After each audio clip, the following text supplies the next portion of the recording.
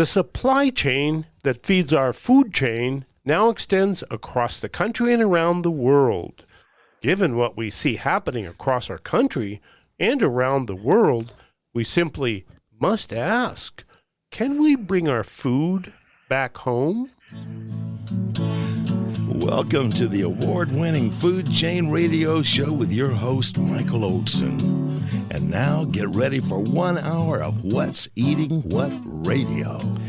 Well, hello out there. You are tuned into the 1359th edition of the Food Chain Radio Show. Or hey, perhaps you're among our friends over there in Dijon who are tuned into the Food Chain podcast at metrofarm.com. Well, whoever you are and wherever you are, welcome aboard. I am Michael Olson, your host for this hour of What's Eating What with University of California intern producer Vanessa Salas. Hello, Vanessa. Hey, hi, Michael. Okay, folks, I just returned from attending Natural Products Expo West in Anaheim, California, which bills itself as having the largest collection of natural, organic, and conscious food available anywhere. It took me 6 hours to hike the 7 or 8 football field-sized exhibition rooms filled with various foods and supplements, and most all of them were available for tasting. And the foodies in attendance were eating away at them with great relish. But I was on a mission and so did not stop to taste many of the foods, maybe only a few. The first was some granola that was infused with Earl Grey tea. I guess the idea was to wake up and get fed in one bite. I don't know. Didn't make much sense to me. My mission at the Natural Foods Expo was to find some natural foods that needed representation in the world. I regret to say that what I did not find many natural foods at the Natural Foods Expo. What I did find were what seemed to be thousands of ultra-processed foods in brightly colored packages. I believe natural foods are the plants one forages or the animals one hunts in nature. Next in line of Michael Olson's natural are real foods grown from real soil by real farmers. Last in line are the ultra-processed foods grown with industrial technologies of energy-intensive agriculture. And they are the foods that come with good intentions in brightly colored packages. Given the supply chain that now feeds this food chain extends across the country and around the world, and given what we see in the news of our country and the world, we simply must pause to ask, can we bring our food back home? And here to help us find some answers, we have Fred Provenza, who is a professor emeritus of behavioral ecology in the Department of Wildland Resources at Utah State University. He is the author of Nourishment, What Animals Can Teach Us About Rediscovering Our Nutritional Wisdom.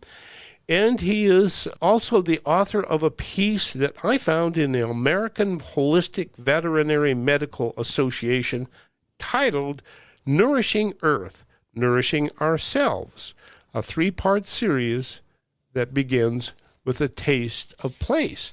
This is the 3rd time we've picked up this piece that you wrote for the Veterinary Journal.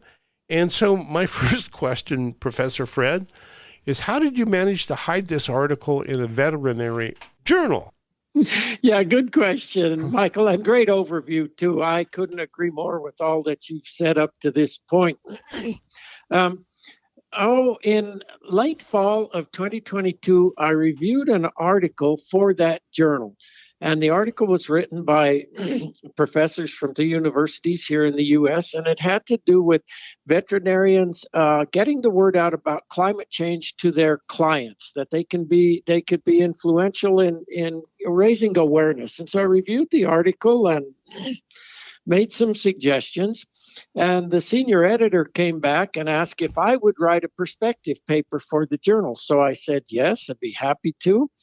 And I wrote that paper, and then she came back and said, I'd really like you to write 3 papers, take each of these subsections of this paper you wrote and develop them into papers. And I said, okay, Shelley, I'm happy to do that. And so, and it was she was a great lady to work with. And to try to think of that audience and through her and through interactions with her and what they think about, and then try to write articles that hopefully were relevant. The two of the articles have been published. The third article was just published here this week. So Wow. the three-part series is done with. Well, let's tell people what the three parts were. First was A Taste of Place. I just love that title. Then the second one was Chefs, Diets, Ecological Doctors, Fossil Fuels, and Changing Climates. And the third, I believe, is Locally Adapted Communities as Medicine for an Ailing Planet. What is the thread that ties all of these together? Yes, good question, Michael. And what I've tried to do, I think, in the articles I write and in the talks the many talks I give nowadays, is to start with this idea, and that's where the first paper started, that there's this wisdom of the body that all creatures possess. We appreciate that, I think, whether we think about it overtly or not, that nobody has to tell bacteria, insect, wild bird, mammal what to eat, how to reproduce. They, quote, somehow know how to do that, and they're good at it or they wouldn't be here. We've developed, based on 45 years of studies, this appreciation that there is a wisdom of the body that's still alive and well in cattle, sheep, and goats. 10,000 years of domestication did not get rid of that. And then by extension, this idea that, it must still be alive in human beings. Now, it's easy somewhere to hijack buried that. way down Somewhere deep, right? Buried deep, yes. And, you started out talking about, and that's a revealing and kind of sad commentary where you have such a big expo and 600,000 people. 60,000. Oh, 60,000, sorry. But it's still a huge number, right? Huge, yeah. and that it's mainly ultra-processed food. So, the point then is that our food preferences have been hijacked. I think that occurred in two ways. One is the whole, during our lifetime, yours and mine, the development of ultra-processed foods, and then simultaneously the way that we grow our foods, the varieties we select for, the conditions under which we grow them, have led to vegetables and fruits and meat products that may look great on the store shelves, but have very little flavor. You mentioned, you didn't taste a lot of things and so forth at that expo. But so this idea of this wisdom of the body, what is it? How does it work? All the many facets that you and I got into in our first conversation is a thread that I've taken all the way through that I've built on.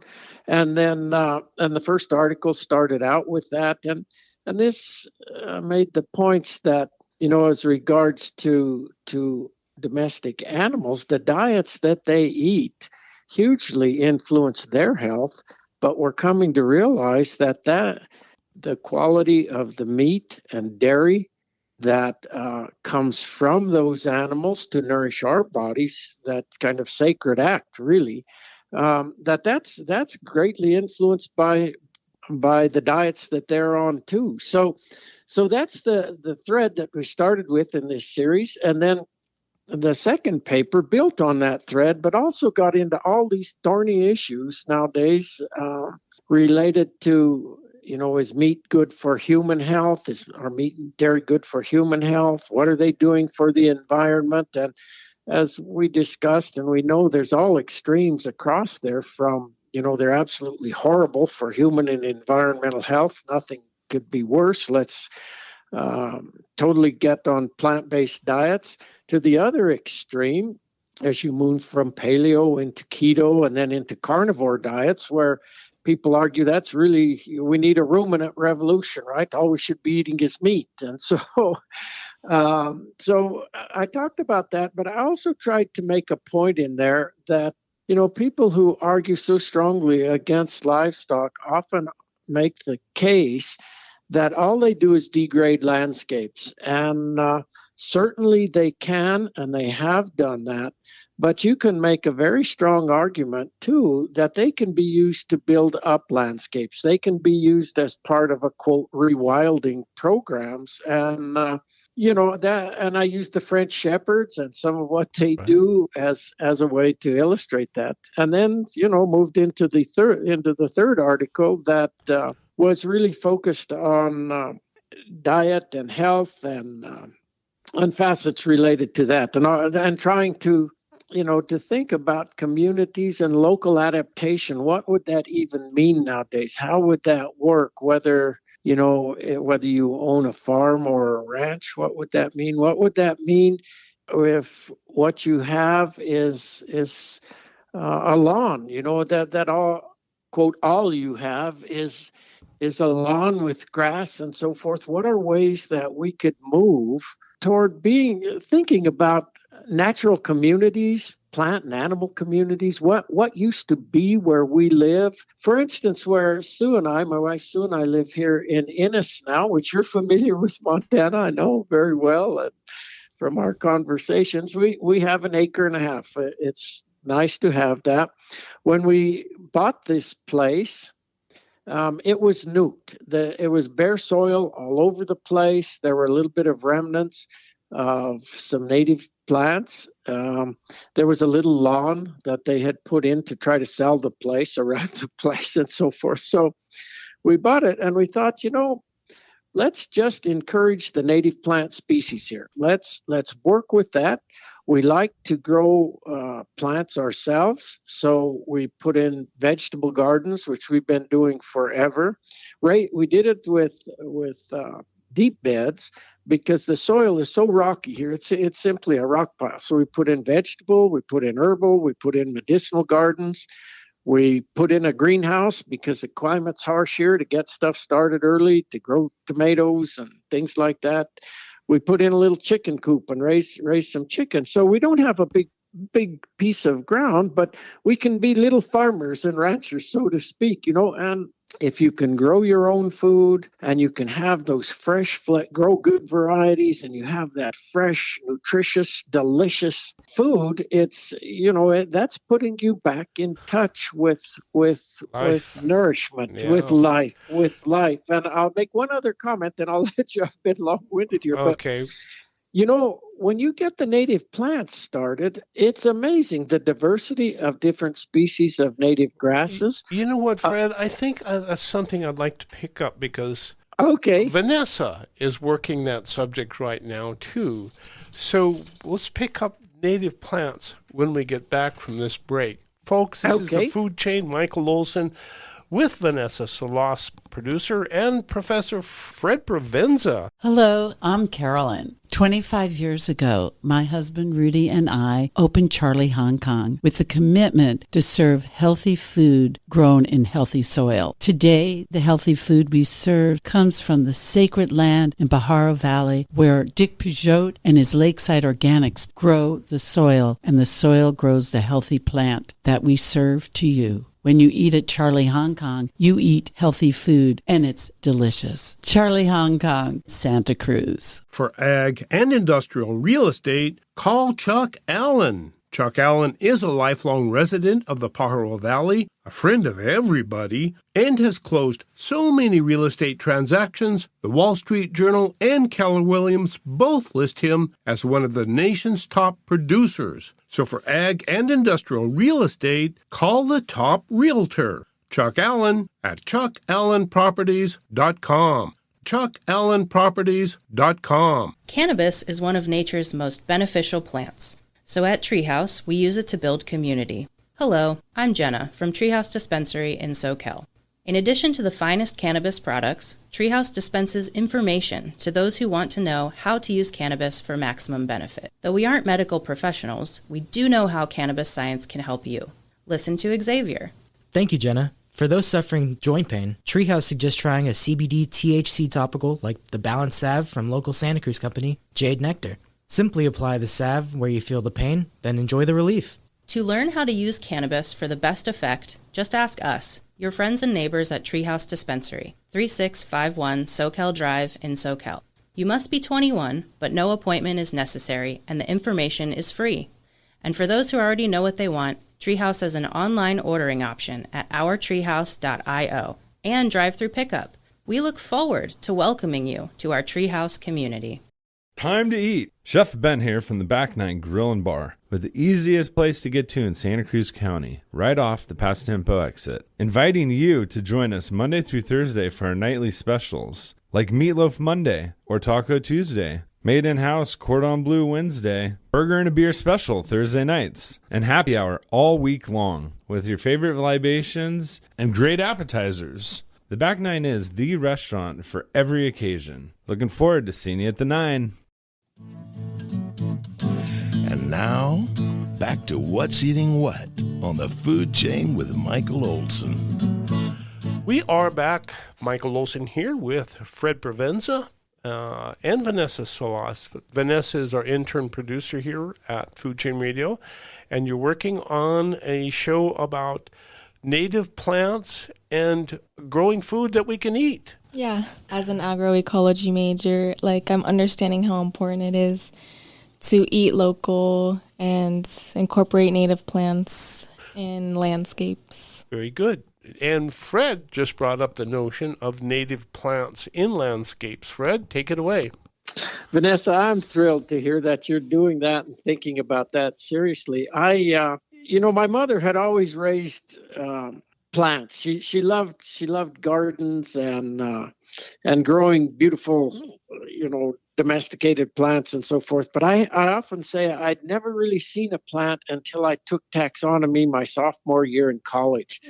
And I was absolutely, it blew me away for so many reasons. One, we had to study a whole book just to learn how to go through these horrible dichotomous keys to key out all these plants. Now you can use an app and photograph and stuff, but in those days it didn't exist. So you had to go through these dichotomous keys that laboriously talked about all the plant parts and so forth. But it was good. It was a good discipline. But we had to collect 50 plants and turn them in as part of the class. And I just fell in love with plants. I could not believe it. And when I went back home that summer to work on the ranch, I remember a favorite little stream I used to like to fish, and I couldn't even walk up that stream because I couldn't quit looking at all the different plants and saying, oh yeah, I think that. And and it makes you think, how all these worlds within worlds within worlds that we never even see them. And so,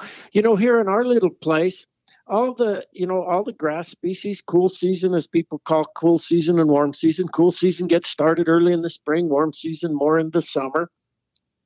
But the different grass species that are here, so cool. Blue bunch wheatgrass, buffalo grass, different wheatgrasses and so forth. And when you come to know them, it's like a friend, huh? You go, oh yeah, I recognize you. And then the forbs.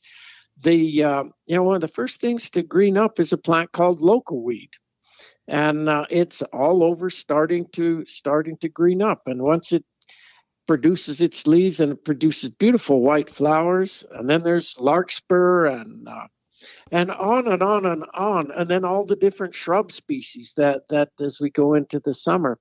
And one of the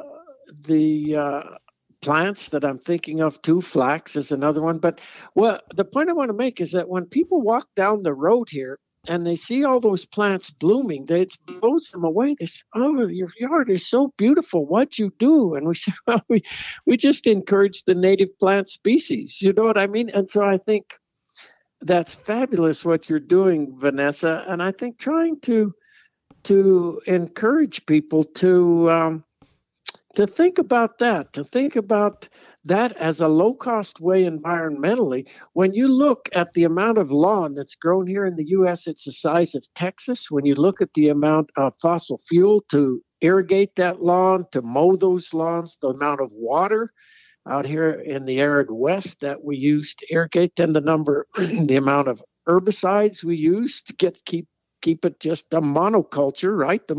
Nature abhors that, actually. And the amount of pesticides we use, it's incredible. I'm thinking of a study that was just published last year about the iconic lawns that they grew in Cambridge. All They those were great planted, ornamental lawns. yes, Yeah. planted like in the late 1700s at King's College. And these people decided to do a study where they planted a diversity of different forbs in there, flowering plants, and then they looked at what's the carbon footprint of the lawn versus the plants, and they looked at the diversity of the diversity of animal species went way up when they had diversity of plant species. The carbon footprint went way down because they're not irrigating and fertilizing and cutting those lawns, and the cost, the monetary cost, went way down. So it's like, well, nature's way is a low cost solution to keeping to vegetating landscapes, and we can all do that.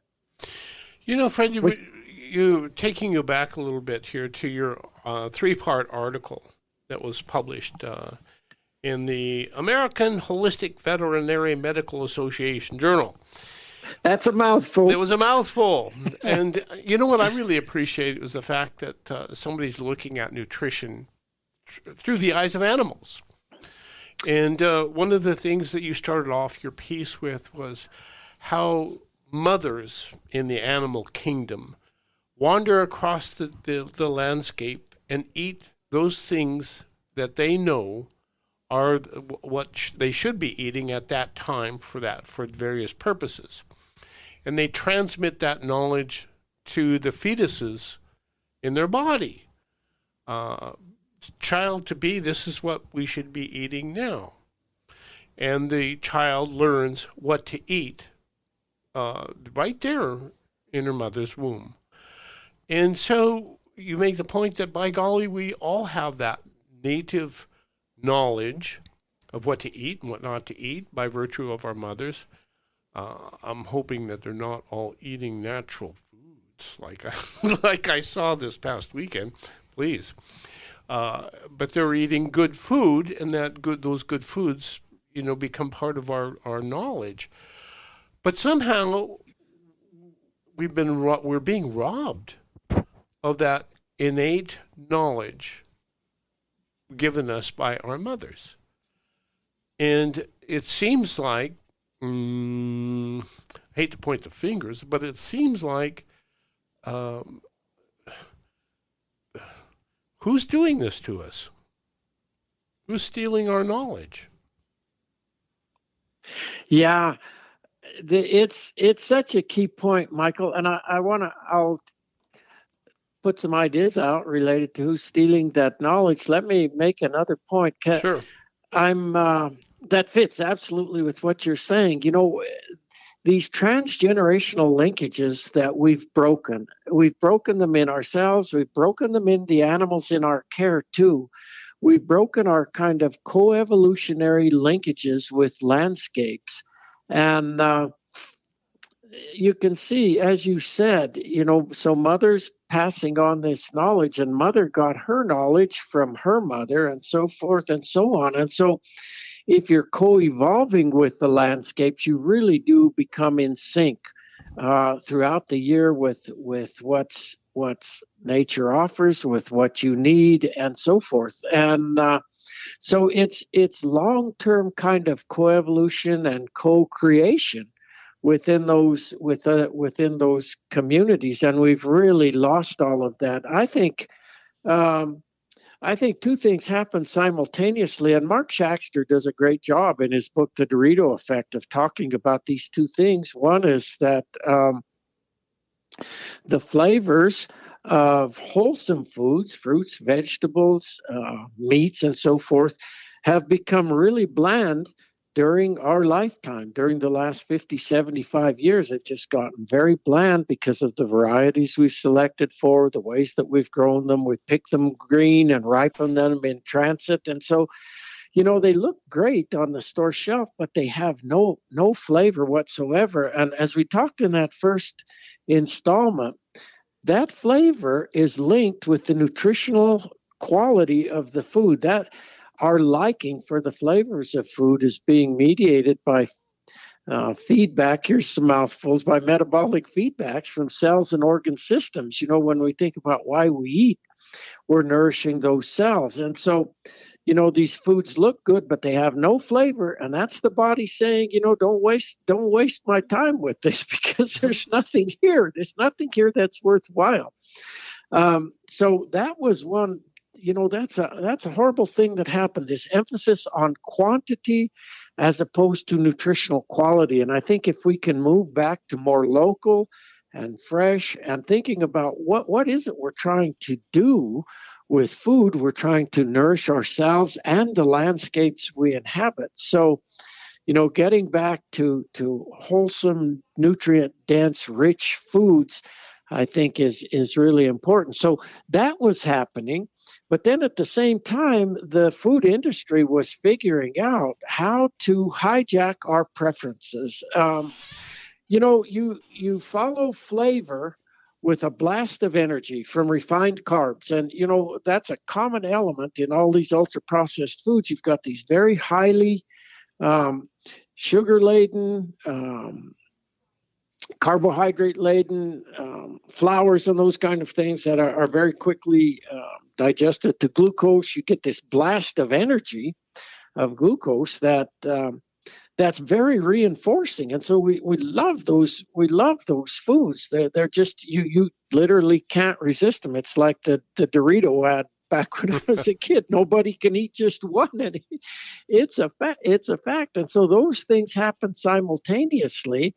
And I think we started moving down this path that we didn't even realize what was happening, and now I just finished reading a book, Change Your Diet, Change Your Mind. It was written by a psychiatrist who moved away, to her credit, from drugs to try to deal with all these mental health issues that we're confronting nowadays. She said, for her at least and her colleagues, it just wasn't working. We're not curing people. We're not helping. So she started moving into diet, and the book is really about how, by eating, as you said and are promoting on this program, eating wholesome foods, and watching what you do with that to try to get back to diets that are healthy for you metabolically, in terms of glucose, insulin, obesity. What was issues. The name of that book?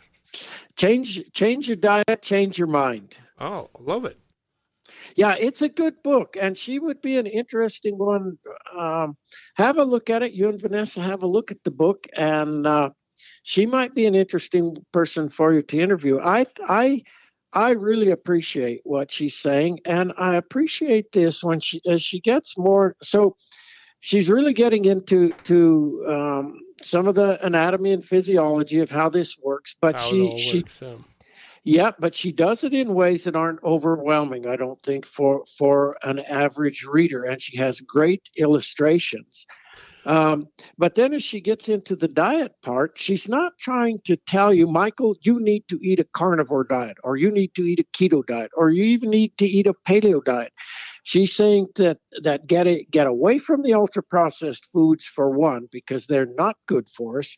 And two, then start to figure out for your body. She doesn't talk about the wisdom of the body, but it's very much related to that. Figure out what works for your body and what causes. I'm amazed at all the food sensitivities nowadays that people have. Absolutely. That she talks, oh my gosh, and food allergies, and you think, my goodness, this is terrible. So she tries to help people to figure out, how can you move toward wholesome foods, and somewhere along that range from paleo to carnivore.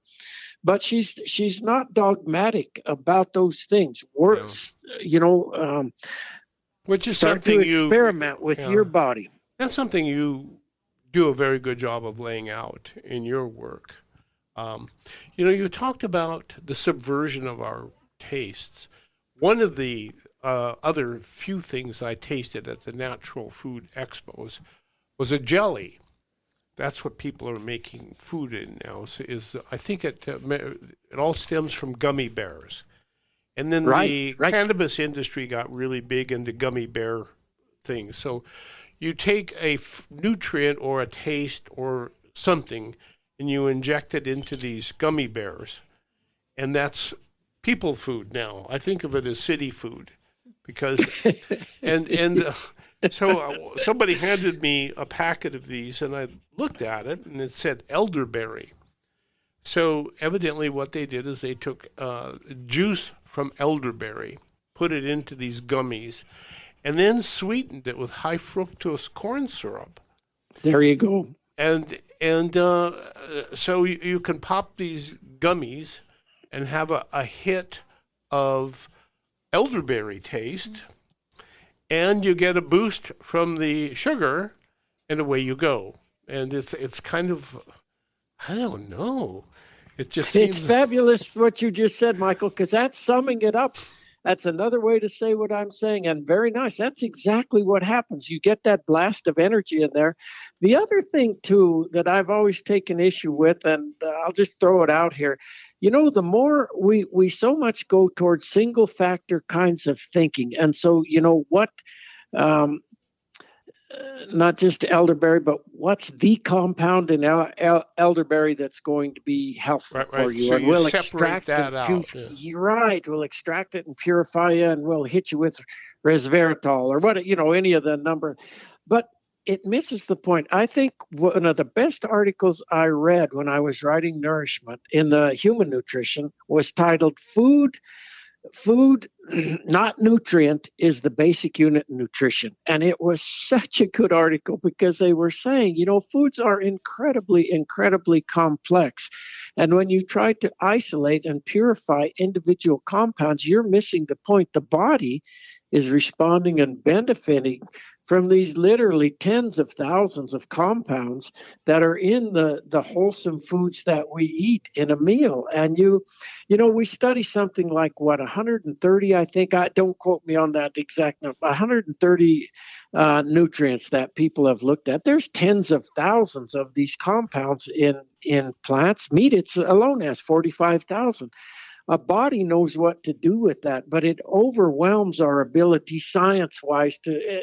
Reductionist science simply isn't set up to study one compound at a time, let alone only God really knows. Only right. God and your body really knows which you need. Folks, this is the Food Chain. Michael Olson with Professor Fred Provenza, and we have Vanessa Salas, who's produced this show, and we will be right back. We're on the farm with Joel Salatin. Would you like to buy homemade soup, backyard chicken, and the neighbor's artisanal lunch meat? The Farm to Consumer Legal Defense Fund protects your right to acquire the food of your choice from the source of your choice. I'm Joel Salatin from Polyface Farm, and I urge you to defend the right of neighbors to engage in direct food commerce. Join today at farmtoconsumer.org, the food of your choice from the source of your choice. That's farmtoconsumer.org. Farmtoconsumer.org. Thank you. When you buy local American-grown flowers, flowers will grow and flourish in America. Hello, I'm Deborah Prinzing, author of Slow Flowers for certified American-grown flowers. When you buy local flowers, you're helping our country's family farms reduce the transportation footprint of flowers and enjoy fresher, longer-lasting bouquets. So please, next time you shop for flowers, think local. Think certified American-grown flowers. Visit AmericanGrownFlowers.org to learn more. Here's a little secret I'm telling you. Take a little pledge called the 2x2. Spend $2 on local food each day and get 2 friends to do the same and play. Oh, they'll spend their money, and when they're through, they'll get 2 friends and do it too.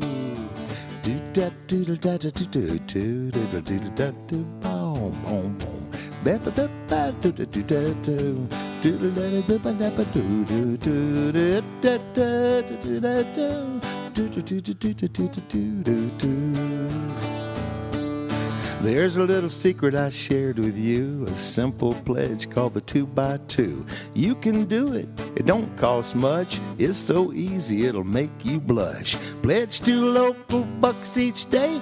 Get 2 others to pledge and play. 2x2. You can earn a substantial income by farming for the city. All you need to do is take your crop to market and win the competition for the consumer dollars. There is a well-proven strategy for winning this competition. You will find it embedded in Metro Farm, the guide to growing in or near the city for the city.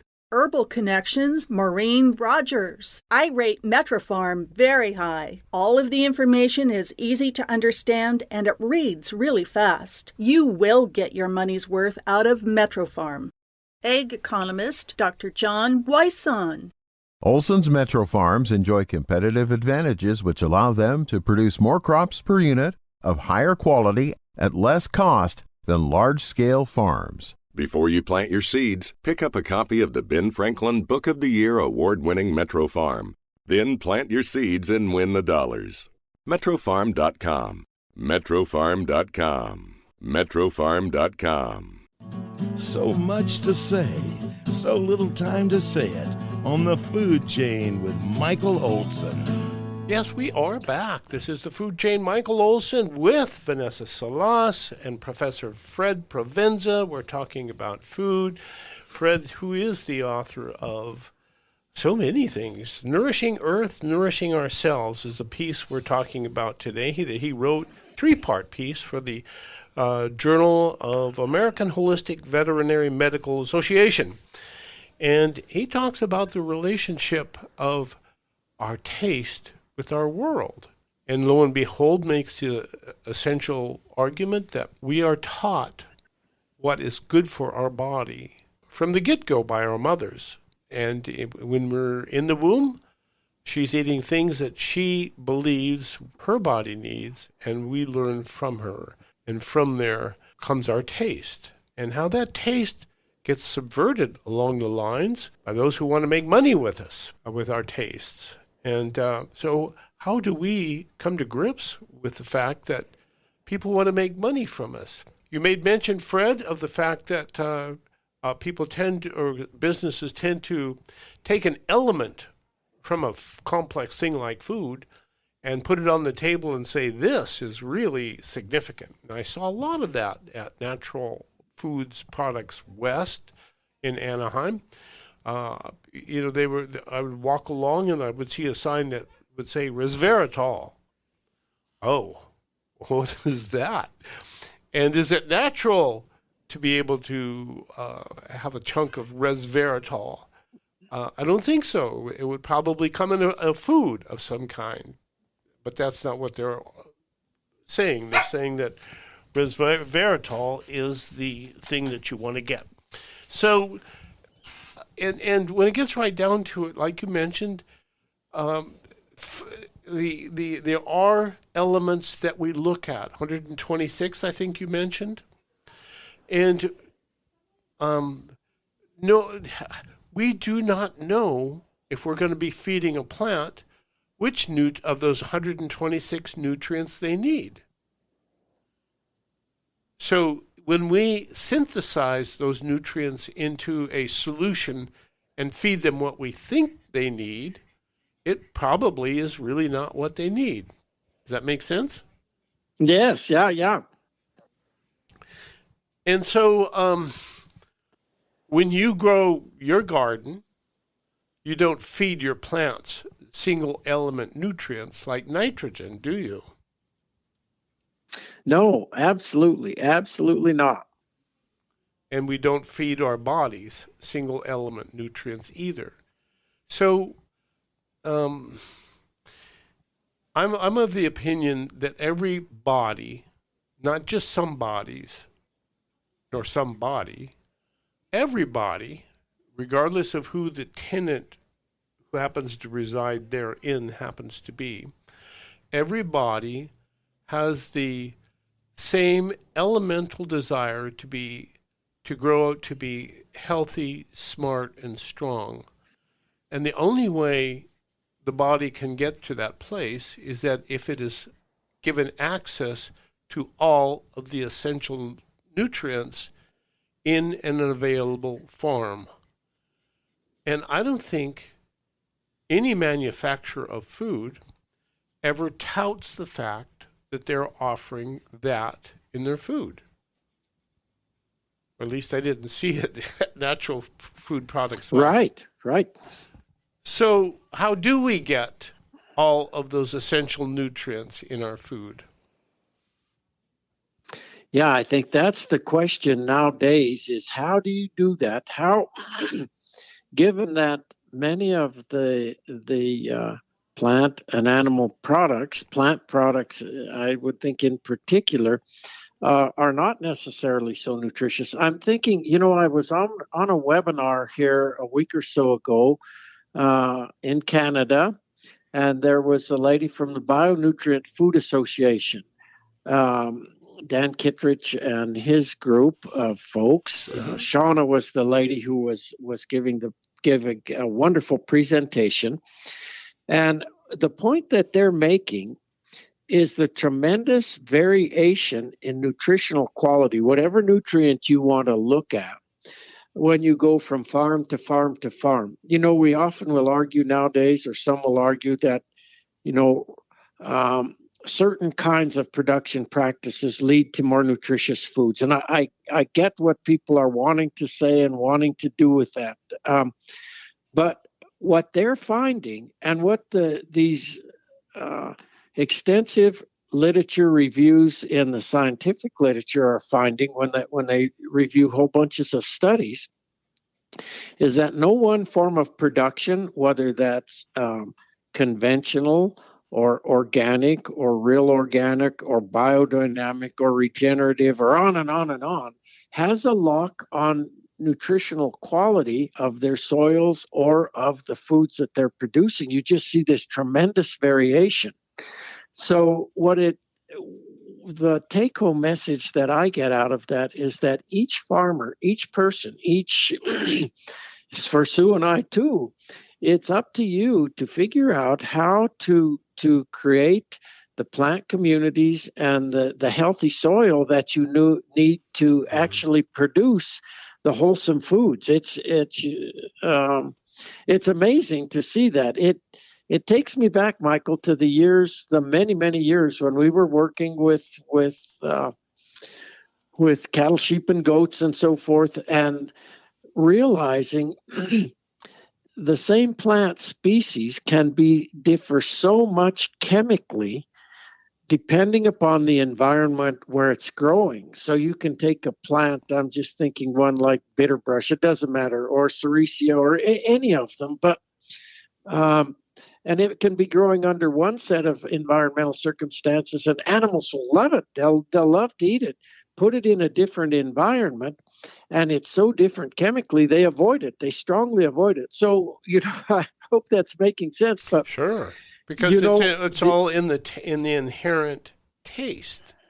Yeah, and in the environment where that plant's growing. And so as a farmer or a vegetable grower or a rancher or whatever it is, a person really has to start thinking about, what environment am I growing these plants in terms of the moisture and the nutrients and so forth? And is it yielding food that's of really high nutritional quality or not? So that's just such a key point. So then a person starts to think about, well, I think the best is if people can grow some of their own food, just to put them back in touch with life, as you say. That's a grounding and centering kind of thing. And then you'll figure out, you will figure out how to, if you're getting things that aren't good, you'll figure out how to increase fertility. It's a process, but you'll figure out how to get your soils to where the foods that come off of that are delicious. The other thing you can do, if you can't do that, is to think about who do we know locally that we can source food from. Our life, I think of it as food with its farmer's face on it. Yeah, absolutely. And we can all do that. Sue and I, for most of our life, have been able to raise lambs, raise a steer. We can't right now at this place we're at. We'd like to get a few lambs, but the covenants right at the moment anyway aren't allowing that. But, if you can't raise your own, think about the food with the face. And, we get our beef from close friends. In fact, they're coming to spend the night with us tomorrow night. And, we know how. So you how can they have raise this. that You can meat. put those steaks on the grill, and you can Yes. take them off the grill and put them on your plate. And in your mind, you can see the farmer who grew that steak. Yes, and you have a relationship with that farmer. You know, last year, I'll give you an example here too. Last year, Sue and I hosted a family reunion up here in Innis. We wanted to get my four sisters and their spouses and kids and stuff. We had a big bunch of people. But on the 4th of July, we cooked steaks from Francois and Kate. They're the people that we source our meat from. We didn't tell these, all my relatives anything about the meat. Nothing. We said not a word. We cooked them nicely on the grill, and I'm telling you, they raved about that meat. They raved and raved and raved. There wasn't a steak left, and these aren't like hardcore carnivores, all of them, but they raved. They said, "Where did you get it? We'd love to get meat from this person," and so forth. And that's all that we've been talking about on this program. Francois appreciating the importance of plant diversity for the diets of animals, finishing those animals on these diverse pastures, slaughtering them in ways that appreciate their sentience and stuff, and treating them in ways right up to the moment of death. And as you know, Michael, and I do too, how animals are treated influences the level of stress in their bodies, the level of cortisol. There's a lot been written about, quote, dark cutters, which is what happens to the meat when animals are treated poorly during the days of their life and when they're slaughtered not in humane ways. All those things really influence the quality of the food. Then we offer carrots that came out of the garden, tomatoes that were coming out of the greenhouse, and people were raving about that. And we weren't trying to make a big deal, nothing. But what it tells me is that taste is a way to get people to wake up to this whole thing. I could maybe talk about all the details of all this kind of stuff, and people might shake their heads and say, yeah, I kind of get it. But when they get blasted in their palate with something that's so delicious and so different from what they're used to eating, they get it, and then that's the way to open the conversation, right? And then you say, by the way, and then you can go as deep as a person wants to go in terms of, this stuff is really good for your body. It's good for your brain, blah, blah, blah. And, a bunch of detail that for me, I find fascinating of how all this works. But in the end, it's like you say, it's the miracle of the wisdom of the body to know what it needs and to know when it's trying to be duped when it comes to wholesome foods. Unfortunately, the food industry has really figured out. I may have mentioned, Michael, earlier, I used to attend conferences and participate with people from the human food industry, although our work was mainly with cattle, sheep, goats, bison, elk, those kind of creatures, wild and domestic. But it was amazing to me to be involved in those workshops and stuff where we'd be presenting information to one another, because we were all talking about the same principles and processes about how all this stuff works. But boy, they were figuring out, how do we use that knowledge now to get people hooked on our products? And you summed it up with the gummy bear. Mark Kostler summed it up in the Dorito effect. And, so it's led to a food industry that's really overall hijacked our food preferences. And then you have the medical industry and the pharmaceutical industries that create products to try to help us with all these adverse effects, where, as I mentioned on Change Your Diet, Change Your Mind, that lady gets it in terms of, get off for the most part, probably forget the drugs, get on wholesome foods and see where that takes you. And it's probably going to take you where you need to go in terms of health. And there's another medical doctor I work with. We often have very early morning conversations.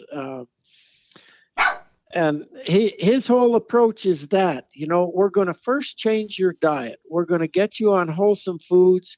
And then if you've still got issues, he hasn't thrown the baby out with the bathwater in terms of Western medicine, but first we're going to get you on a really wholesome diet. And then we'll see and in most of his cases, there's nothing else that needs to be done. And that's the argument that's being made in Change Your Diet, Change Your Mind. And also in your work, Nourishing Earth, Nourishing Ourselves, the essential core problem that each and every one of us face is a vexing problem that we have to face every day of our lives. And that is how to get the essential nutrients we need into our body. How do we make them available? Where do we find them? And everything in industry seems to be trying its best to subvert our attention to other things. And what you point out about putting all of those easy fixes down, the jellies, putting them down and finding real wholesome food is perhaps the only answer. So, Fred Provenza, we have 1 minute left. Do you have any closing thoughts for us poor people out here who are eating gummies and granola infused with Earl Grey tea? What are we going to do? Michael, do you remember this old fitness guru named Jack LaLanne? Oh, of course, yes. Do you remember Jack LaLanne? He understood back then. He said, if man made it, don't eat it. It's as simple as that. If man made it, don't eat it. My wife and I, as we've journeyed over time on all this stuff, what we've decided is that you simply cannot bring that stuff home. When you go to the grocery store, I know this takes time to prepare meals and stuff, but when you go to the grocery store, only put wholesome foods in your basket. If you bring home the processed foods, you can't resist it. And Sue and I can't even resist it. When people bring that stuff over, if it's around, we'll eat it. So what Sue does, she takes it the minute it comes here. We're very grateful for people who bring it. She throws it in the trash because you can't. It's just hard. What you put that in front of you on the table, I'll eat it. I admit it. So that's the way that we do it. We just avoid having. And Jack's advice: if man made it, don't eat it. And then you got to do the work to try to figure out where do you source wholesome fruits, vegetables, meats, those kind of things. You got to do the work. And as we've been saying, and you promote. If you can grow some of that yourself, it'll put you back in touch with life. It can ground and center you. Fred Provenza, Emeritus Professor of Behavioral Ecology at Utah State University and the author of Nourishment, What Animals Can Teach Us About Rediscovering Our Nutritional Wisdom. You've been listening to the award-winning Food Chain Radio Show with Michael Olson. And if your friends missed the show, tell them to log on the Food Chain page at metrofarm.com for a listen. Now, go out and find some food with its farmer's face on it and live.